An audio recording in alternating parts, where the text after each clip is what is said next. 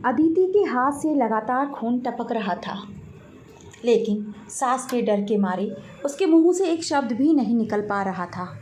ऊपर से शारदा देवी ने अदिति का हाथ पकड़कर उसे ऐसा जोर का झटका दिया कि वह दीवार से टकराई। अपनी माँ की यह हरकत देखकर बेटी शिवी चिल्ला पड़ी, माँ यह क्या तरीका है भाभी के साथ पेश आने का। शारदा देवी ने अपनी बेटी को ऐसी तीखी नज़रों से घूरा मानो उसे खड़े खड़े ही निगल जाएंगी। मोहल्ले के लोग शारदा देवी को कड़े अनुशासन वाली औरत कहते थे। उनका घर हमेशा शीशे की तरह चमकता रहता, चीज़ें करीने से रखी होती और रसोई के डिब्बे तक एक कतार में लगे रहते। लेकिन उनके साथ रहने वाले ही जानते थे कि सफाई और व्यवस्था के पीछे कितना गुस्सा और कितना डर छिपा हुआ था। शारदा देवी ने जिंदगी भर सब कुछ अकेले संभाला था। उनके पति राहुल जी सरकारी नौकरी के सिलसिले में बाहर रहते थे। बेटा प्रखर हमेशा पढ़ाई में व्यस्त रहता और बेटी शिवी शादी से पहले तक माँ के इसी डर के साए में पड़ी हुई थी। शारदा देवी का मानना था कि घर तभी चलता है जब औरत सख्त रहे और नियम कानून में बंधी रहे। लेकिन उनकी यही शक्ति धीरे धीरे कड़वाहट बन चुकी थी, एक ऐसा जहर जो खासकर उनकी बहू अदिति के लिए जानलेवा साबित हो रहा था। शुरुआत में सब ठीक था। अदिति एक हंसमुख लड़की थी, लेकिन उसे घर परिवार संभालने का कोई अनुभव नहीं था। हर काम सीखने में समय लगता है। शारदा देवी उसे समझाती तो थी, लेकिन उनका तरीका हमेशा चुभने वाला होता था। अदिति सब्जी काटो तो बराबर काटो, यहाँ कोई होटल का काम नहीं हो रहा है। दही जमाओ तो ढक्कन ठीक से लगाया करो, कुछ भी गिर सकता है। हर छोटी बात तुम्हें सिखानी पड़ती है। घर चलाना फ़ोन चलाने जितना आसान नहीं होता। बेचारी अदिति सास के डर के आगे कुछ बोल ही नहीं पाती थी। वह पूरी कोशिश करती कि कोई गलती ना हो, लेकिन वह जितना डरती हड़बड़ाहट में उतना ही ज़्यादा गड़बड़ कर बैठती। फिर शारदा देवी का गुस्सा ज्वालामुखी की तरह फट पड़ता। कई बार तो बात सिर्फ डांट तक ही सीमित नहीं रहती। गुस्से में शारदा देवी अक्सर उसका हाथ झटक देती, बाँह खींच देती या सिर पर हल्की चपत मार देती। यह सब उनके लिए आम बात होने लगी थी, लेकिन अदिति की हिम्मत नहीं होती थी कि वह किसी से कुछ कह सके।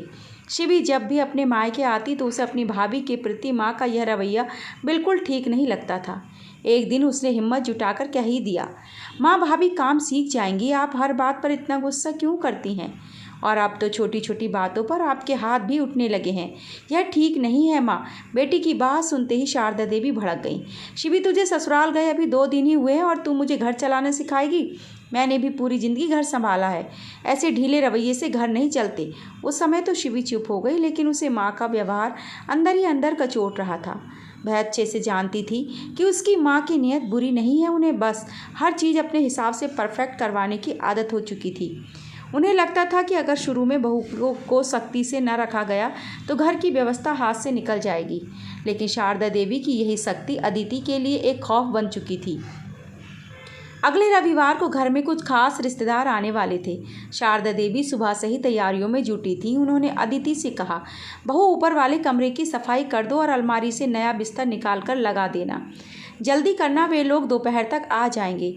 अदिति ऊपर कमरे में चली गई। सफाई करते करते अचानक उसकी कॉलेज की सहेली का फ़ोन आ गया। शादी के बाद दोनों की बहुत कम बात हो पाती थी, इसलिए अदिति अलमारी से गद्दे निकालते हुए 2 मिनट बात करने लगी। बात करने के चक्कर में उसका ध्यान भटक गया।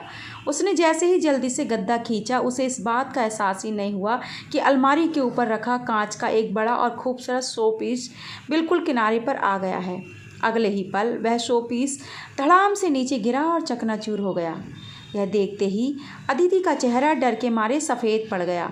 आवाज़ सुनकर शारदा देवी भागती हुई ऊपर पहुंची। टूटकर बिखरे शोपीस को देखते ही उनकी आंखें गुस्से से फैल गईं। वह शोपीस उनके मायके से आया था, जिसे उनके पिता ने पहली बार शहर से लाकर दिया था और उन्होंने बरसों से उसे बहुत संभाल कर रखा था।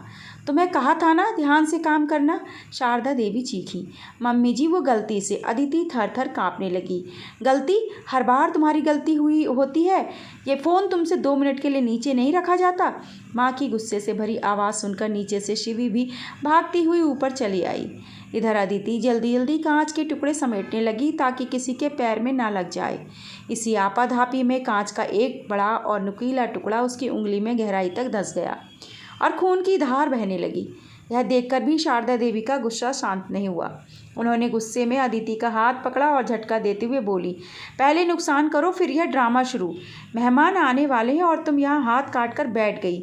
इन्होंने इतनी जोर से हाथ झटका कि अदिति पीछे दीवार से जा टकराई। यह देखकर शिवी का सब्र का बांध टूट गया। वह चिल्ला उठी, माँ। इस बार उसकी आवाज़ में एक अलग ही अधिकार और दर्द था। तू बीच में मत बोल शिवी, शारदा देवी ने डांटा। क्यों ना बोलूँ माँ? हाँ, क्यों ना बोलूँ? गलती हुई है ये भाभी ने भी मान लिया, लेकिन क्या हर गलती पर उन पर हाथ उठाना ज़रूरी है? शिवी ने डटकर सामना किया। शारदा देवी अभी भी गुस्से से तमतमा रही थी। तुझे पता भी है वह शोपीस कितना कीमती था? हाँ माँ, मुझे पता है, लेकिन भाभी ने इसे जानबूझकर नहीं तोड़ा। अच्छा, आजकल तुझे अपनी भाभी बहुत सही लगने लगी है। अब तू माँ से जुबान लड़ाएगी? नहीं माँ, बात यहाँ सही या गलत की नहीं है। बात यह है कि आप गुस्से में इंसानियत ही भूल जाती हैं, शिवी ने नरम लहजे में समझाया। माँ, आपको याद है शादी के बाद जब मैंने पहली बार अपने ससुराल में चाय बनाई थी तो डर के मारे मैं उसमें चीनी डालना भूल गई थी। वहाँ सबने मुझे कितना सुनाया था। मैंने आपको रोते हुए फ़ोन किया था, तब आपने मुझसे क्या कहा था? यही ना कि कोई बात नहीं बेटा, नई जगह पर अक्सर गलतियाँ हो जाती हैं। फिर वही ममता, वही समझदारी आप अपनी बहू के लिए क्यों भूल जाती हैं? वह भी तो इस घर में नई है, सास भी गलत हो सकती है। कहते हुए शिवी ने अदिति की तरफ देखा। अदिति की आंखों से आंसू बह रहे थे और उंगली से अब भी खून टपक रहा था, लेकिन वह अपनी चोट के दर्द से ज़्यादा डर में जी रही थी। वह हाथ जोड़कर बार बार बस यही कह रही थी, मम्मी जी मैं वैसा ही दूसरा शोपीस लाकर दे दूँगी, सच में मैंने जानबूझकर नहीं किया। अदिति जिस बेचारगी और खौफ से रो रही थी, उसकी वह आवाज़ शारदा देवी के दिल के भीतर तक भेद गई। उन्होंने पहली बार गौर से देखा कि वह लड़की खुद लहूलुहान है, लेकिन उसे अपनी चोट की फिक्र नहीं है। वह सिर्फ घर के नुकसान और अपनी सास के गुस्से से डरी हुई है। उसे अपनी गलती का पूरा एहसास है। अदिति के चेहरे पर छाई उस दहशत को देखकर शारदा देवी के भीतर की माँ जाग उठी और उनका गुस्सा पल भर में गायब हो गया। तभी शिवी ने पीछे से धीरे से कहा, माँ, डांटना गलत नहीं है और गलती पर गुस्सा आना भी स्वाभाविक है, लेकिन अगर कोई इंसान आपके सामान से ज़्यादा आपसे डरने लगे ना, तो वह घर नहीं रह जाता।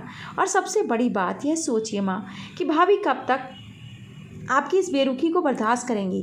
आज नहीं तो कल भाई को भी यह सब बुरा लगेगा। अगर कल को पलटकर किसी ने आपको जवाब दे दिया तो आपकी क्या इज्जत रह जाएगी?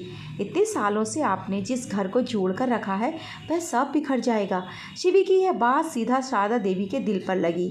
उन्हें अचानक याद आया कि पिछले कुछ दिनों से अदिति उनके कमरे में आने से पहले हिचकिचाती थी। बात करते वक्त उसकी आवाज़ कांपती थी, यहाँ तक कि पानी का गिलास थमाते समय भी उसके हाथ थरथराते थे। शारदा देवी खुद से ही सवाल करने लगी, क्या वह वाकई बहू को घर संभालना सिखा रही थी या फिर उसे अपने खौफ के साए में दबा रही थी? बिना कुछ बोले शारदा देवी चुपचाप नीचे चली गई। थोड़ी देर बाद जब वह वापस आई तो उन्होंने देखा कि अदिति हाथ में पट्टी बांधकर रसोई में काम में जुटी हुई है। मेहमानों के आने का समय हो रहा था, इसलिए वह एक ही हाथ से आटा गूंथने की नाकाम कोशिश कर रही थी। शारदा देवी कुछ देर दरवाजे पर खड़ी होकर उसे देखती रही। अदिति से एक हाथ से काम नहीं हो पा रहा था। वह परेशान थी, फिर भी डर के मारे लगी हुई थी। शारदा देवी किचन में गई और बेहद शांत आवाज़ में बोली, उंगली ज़्यादा कट गई है क्या? अचानक पीछे सास को खड़ा देख अदिति डर के मारे सकपका गई, लेकिन इस बार सास की आवाज़ में वह चिर परिचित कड़वाहट नहीं, बल्कि एक अजीब सी नरमी थी। अदिति ने नजरें झुकाकर कहा, नहीं मम्मी जी, मैं कर लूँगी। शारदा देवी ने आगे बढ़कर उसका हाथ अपने हाथ में लिया और उसकी पट्टी को ठीक से दोबारा बांधने लगी। अदिति और दूर खड़ी शिवी दोनों हैरान थी। माँ का यह ममतामयी रूप उन्होंने पहले कभी नहीं देखा था। पट्टी बांधने के बाद शारदा देवी ने अदिति के सिर पर हाथ रखा और प्यार से कहा, गलती करोगी तो डांटूंगी क्योंकि यह मेरा हक है, लेकिन हाँ, अब गुस्से में कभी हाथ नहीं उठाऊंगी। मैं गलत रास्ते पर थी, लेकिन आज मेरी बेटी ने मेरी आंखें खोल दी। अदिति ने आंखों में आंसू भरकर अपनी ननद शिवी की तरफ देखा, जो माँ के पीछे खड़ी मुस्कुरा रही थी। शिवी की आंखों में भी खुशी के आंसू थे, यह सोचकर कि उसकी माँ गलत नहीं थी, बस अपनी सख्त आदत से मजबूर थी। लेकिन अब उसकी माँ फिर से वही पुरानी माँ बन चुकी थी, जो बहू और बेटी दोनों को एक बराबर प्यार देना जानती थी। अदिति सचमुच खुद को खुशनसीब समझ रही थी, क्योंकि उसे एक ऐसी शांत समझदार ननद मिली थी जिसने सही समय पर स्टैंड लेकर बिखरते हुए परिवार को बचा लिया। दोस्तों, यह थी आज की कहानी। कैसी लगी कमेंट करके ज़रूर बताइएगा, और इसी तरह की कहानियों के लिए चैनल को सब्सक्राइब कर लीजिए। वीडियो को लाइक और शेयर भी ज़रूर कीजिएगा। धन्यवाद।